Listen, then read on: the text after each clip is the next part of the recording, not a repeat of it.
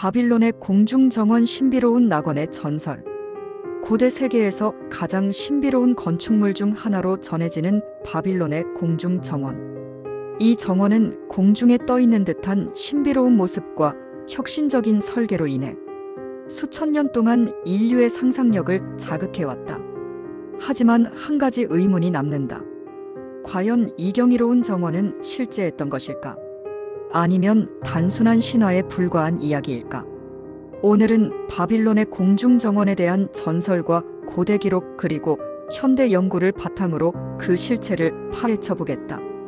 바빌론은 기원전 18세기경 함무라비 왕이 통치하면서 번영하기 시작한 도시였다. 고대 메소포타미아 문명의 중심지였던 이곳은 유프라테스 강을 따라 형성된 거대한 도시국가로 고도로 발달한 관계 기술과 도시 설계를 갖추고 있었다. 특히 바빌론은 단순한 도시가 아니라 거대한 요새와 같은 구조를 가진 곳이었다. 높이 30m 이상의 성벽이 도시를 둘러싸고 있었으며 사람들은 유프라테스 강을 이용해 풍부한 물 공급과 농업 생산을 유지할 수 있었다. 바빌론은 단순한 군사적 요새일 뿐만 아니라 학문과 예술이 번성한 문화의 중심지이기도 했다. 천문학과 수학이 발달했고 바빌론의 학자들은 태양과 별의 움직임을 계산하여 달력을 제작했다. 하지만 바빌론이 가장 찬란한 황금기를 맞이한 것은 기원전 6세기경이었다. 이 시기 바빌론을 통치했던 네부카드네자르 2세는 바빌론을 세계에서 가장 위대한 도시로 만들기 위해 수많은 건축물을 건설하고 강력한 군사력을 유지했다. 그가 만든 것 중 가장 신비로운 유산이 바로 공중정원이었다. 네부카드네자르 2세의 왕비 아미티스는 메디아 왕국 출신이었다.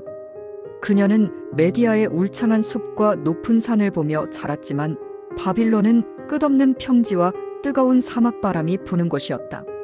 왕비는 메디아의 푸른 산과 맑은 공기를 그리워했고 바빌론에서의 삶에 만족하지 못했다. 이를 본 네부카드네자르 2세는 왕비가 마음의 안정을 찾고 고향을 떠올릴 수 있도록 메디아의 산을 닮은 거대한 인공정원을 만들기로 결심했다. 하지만 이 정원은 단순한 개인적인 선물이 아니었다. 그것은 바빌론의 국력을 상징하는 거대한 프로젝트였다.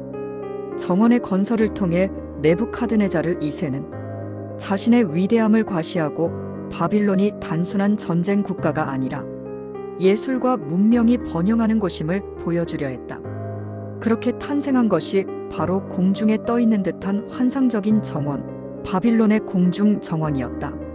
바빌론의 공중정원은 단순한 정원이 아니었다. 이 정원은 마치 하늘을 향해 자라나는 거대한 숲처럼 보였으며 각 층마다 계단식으로 이어지는 거대한 테라스 구조를 이루고 있었다. 이러한 설계는 단순한 미적 요소를 넘어 실용적인 기능을 가지고 있었다. 각 층마다 자연스럽게 물이 흐를 수 있도록 설계되어 유프라테스 강에서 끌어올린 물이 정원의 모든 식물에 골고루 공급될 수 있도록 했다. 고대 그리스의 역사가 디오도로스 시켈로스는 이 정원이 마치 계단식 피라미드처럼 층층이 쌓여 있으며 각 층마다 큰 돌과 벽돌이 지탱하는 구조물 위에 흙을 덮어 식물을 심었다고 기록하고 있다. 바빌론은 비가 거의 내리지 않는 건조한 지역이었다. 따라서 공중 정원을 유지하기 위해서는 혁신적인 물 공급 시스템이 필요했다. 당시 바빌론은 이미 고도로 발달한 관계 기술을 가지고 있었으며 이러한 기술을 바탕으로 공중 정원에는 강에서 물을 퍼올려 각 층에 공급하는 정교한 급수 시스템이 구축되었을 것으로 추정된다. 일부 학자들은 아르키메데스 나선형 펌프가 사용되었을 가능성을 제기하며 이러한 기술이 고대 그리스보다 훨씬 이전부터 메소포타미아에서 활용되었을 가능성을 연구하고 있다. 공중 정원은 단순한 아름다움을 위한 공간이 아니었다. 이곳은 왕과 귀족들이 휴식을 취하고 자연 속에서 연회를 즐길 수 있도록 설계된 공간이었다. 각 층에는 그늘을 만들어주는 정자와 벤치가 마련되어 있었으며 시원한 바람이 불어오는 곳에서 음악을 연주하고 춤을 추며 즐겼을 것으로 추정된다. 특히 공중 정원의 물은 단순한 급수 역할뿐만 아니라 낮은 기온을 유지하는 역할도 했을 가능성이 크다. 흘러내리는 물줄기와 분수에서 만들어지는 미세한 물방울들이 더운 바빌론의 기후를 식혀주었을 것이다. 또한 일부 학자들은 공중 정원이 바빌론의 왕궁과 연결되어 있었을 가능성도 제기한다. 왕과 왕비가 별도로 이용할 수 있는 휴식 공간이 마련되어 있었으며 정원의 가장 높은 곳에는 전망대가 있어 바빌론의 전경을 한눈에 내려다볼 수 있었을 것이라 추측하고 있다. 공중 정원은 바빌론의 권력과 부를 상징하는 거대한 건축물이었으며 이곳에서 왕과 귀족들은 연회를 열고 휴식을 취하며 정치적 논의를 했을 가능성이 높다. 하지만 한 가지 의문이 남는다. 정말로 이런 정원이 바빌론에 존재했을까? 바빌론의 공중 정원은 고대 세계 7대 불가사의 중 하나로 기록되어 있지만 오늘날까지 그 흔적을 발견하지 못했다. 고대 그리스의 역사학자 헤로도토스, 스트라본, 디오도로스 시켈로스는 바빌론의 공중 정원을 자세히 기록했지만 정작 바빌론 유적을 발굴한 고고학자들은 정원의 흔적을 찾지 못했다. 이라크의 힐라 지역에서 진행된 고고학적 발굴에서도 공중 정원의 존재를 입증할 확실한 물리적 증거는 발견되지 않았다.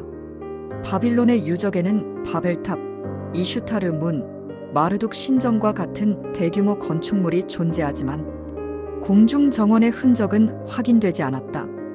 이러한 상황에서 일부 학자들은 공중 정원이 바빌론이 아니라 아시리아의 수도 니네베에 존재했을 가능성을 제기한다.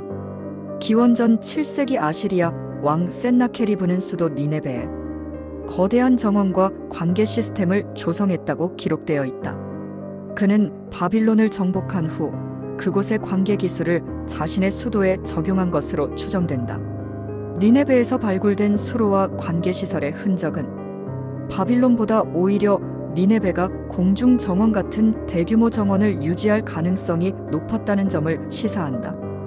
특히 니네베에서 발견된 점토판 기록에는 센나케리브 왕이 자신이 만든 정원을 하늘의 신들이 내려다볼 수 있는 푸른 정원이라고 묘사한 내용이 있다. 이 정원은 강력한 관계 시설을 이용해 물이 높은 곳까지 운반되었으며 다양한 과일나무와 꽃이 심어져 있었다고 한다. 니네베의 정원은 지하수로와 수직 배수 시스템을 통해 물을 끌어올리는 방식으로 유지되었다고 전해진다. 이러한 기술은 바빌론에서도 사용되었을 가능성이 크지만 니네베에서 발견된 구조물이 보다 명확한 증거를 제공하고 있다. 이와 같은 기록은 공중 정원의 개념이 바빌론이 아니라 니네베에서 유래했을 가능성을 더욱 뒷받침한다. 일부 연구자들은 바빌론의 공중 정원이 실제로는 니네베의 왕궁 정원이었다고 주장하며 이 정원이 시간이 지나면서 바빌론의 전설로 와전되었을 가능성이 크다고 보고 있다. 또한 그리스 학자들이 바빌론과 니네베를 혼동했을 가능성도 제기된다. 고대 문헌에서는 두 도시가 자주 함께 언급되었으며 니네베의 정원이 후대의 역사적 기록에서 바빌론의 공중 정원으로 변형되었을 가능성이 있다는 것이다. 하지만 여전히 바빌론의 공중 정원에 대한 논쟁은 계속되고 있으며 그 존재 여부는 미스터리로 남아있다. 설령 바빌론의 공중 정원이 실제하지 않았다 하더라도 이 정원은 인간이 자연을 극복하고 아름다움을 창조하려 했던 열망의 상징으로 남아있다.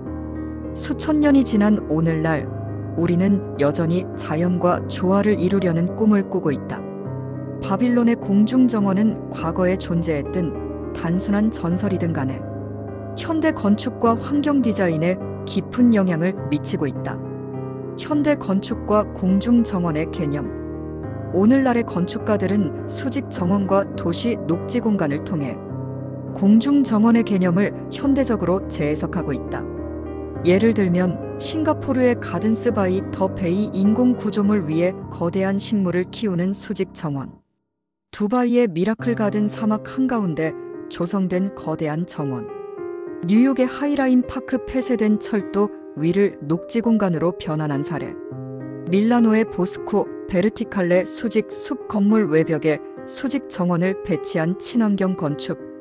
이러한 프로젝트들은 바빌론의 공중 정원에서 영감을 얻었다고 볼 수 있다. 고층 건물과 도심 한가운데에서도 자연과 녹지를 유지하려는 시도가 계속되고 있는 것이다. 특히 기후변화와 환경오염이 심각해지는 현대사회에서 공중정원 같은 도시 녹화 기술은 더욱 중요한 의미를 갖고 있다. 공중정원이 남긴 유산. 공중정원이 실제했든 아니든 이 이야기는 인류가 꿈꾸는 이상적인 공간을 상징하는 중요한 유산이다. 고대 바빌론의 건축 기술과 상상력이 담긴 이 전설은 수천 년 동안 사람들의 관심을 사로잡아 왔으며 앞으로도 도시와 자연이 조화를 이루는 미래를 설계하는 데 영감을 줄 것이다. 최종 마무리.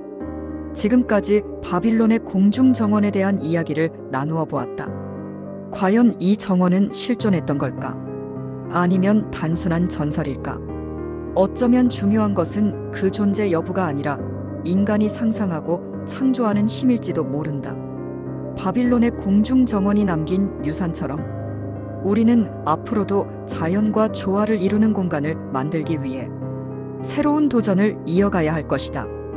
이야기가 흥미로웠다면 구독과 좋아요, 그리고 알림 설정도 잊지 마세요. 다음에도 더 흥미로운 이야기로 찾아오겠습니다. 감사합니다.